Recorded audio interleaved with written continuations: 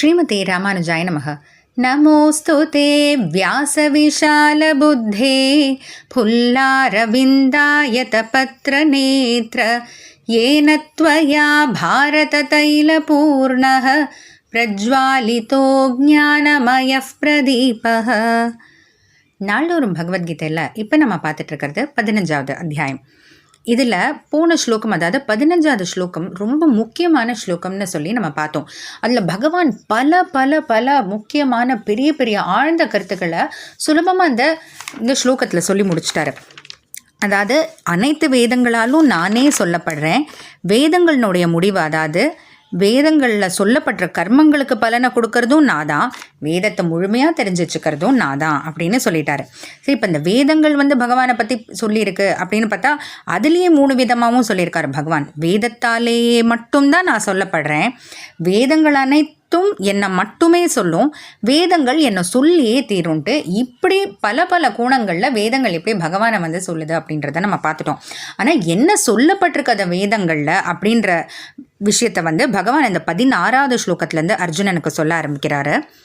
த்வாவிமௌ புருஷௌ லோகே க்ஷரஷ்சாக்ஷர ஏவச க்ஷரஸ் சர்வாணி பூதானி கூட்டஸ்தோக்ஷர உச்யதே.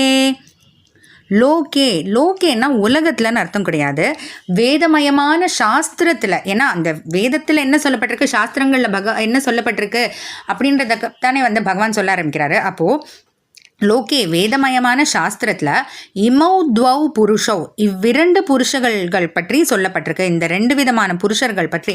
இங்கே புருஷர்கள் அப்படின்னா புருஷன் அப்படின்ற அந்த அர்த்தமும் கிடையாது, இல்லை ஆண்கள் அப்படின்ற அந்த அர்த்தமும் கிடையாது. க்ஷரக 2 விதமான பேரை பற்றி. க்ஷரக அழியக்கூடிய தேயக்கூடிய, அச்சித் அழியக்கூடிய தேயக்கூடிய, அச்சித் அச்சித்னா ஜடப்பொருள், அந்த அச்சித்தான அந்த உடம்புல சேர்ந்திருக்கும் ஆத்மா. அதாவது ஆத்மாவை தான் அந்த க்ஷரக அப்படின்ற அந்த வார்த்தை குறிப்பிடுது. ஆனால் எந்த ஆத்மா? இந்த தேயக்கூடிய அழியக்கூடிய உடம்போடு இருக்கக்கூடிய, ஒட்டி இருக்கக்கூடிய ஆத்மா. அக்ஷரக இன்னொரு விதமான பேர் என்னென்னா பிராகிருத்தமான உடலோடு இல்லாமல், அதாவது பிரகிருத்தியிலேருந்து ஏற்பட்டதனை, பிரகிருத்தியிலேருந்து பஞ்சபூதங்கள்லேருந்து ஏற்பட்ட அந்த உடலோடு இல்லாமல் திரும்பி வரவே வராத அந்த கைவல்யம் இல்லை அந்த வைகுண்ட பிராப்தி ஏற்பட்ட அந்த முக்த ஜீவாத்மா.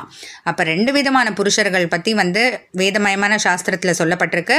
ஒன்று அழியக்கூடிய இந்த உடம்புல இருக்கக்கூடிய ஆத்மா, இன்னொன்று இந்த உடம்போடு சேர்ந்து இருக்காமல் இருக்கக்கூடிய முக்த ஜீவாத்மா, அதாவது அந்த முக்திக்கு சென்ற பிறகு திரும்ப வராமையே இருக்கு இல்லையா, அந்த ஒரு நிலையில் இருக்கக்கூடிய ஆத்மா.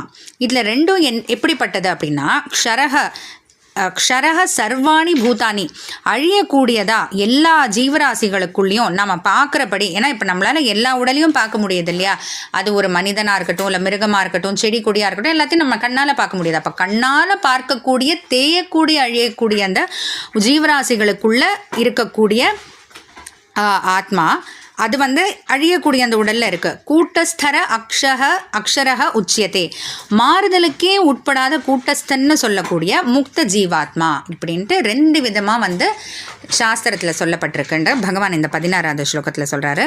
தொடர்ந்து வேலை என்னெல்லாம் சொல்லப்பட்டிருக்கு, பகவான் என்னெல்லாம் சொல்கிறாருன்னு பார்க்கலாம். ஜெய் ஸ்ரீ கிருஷ்ணா.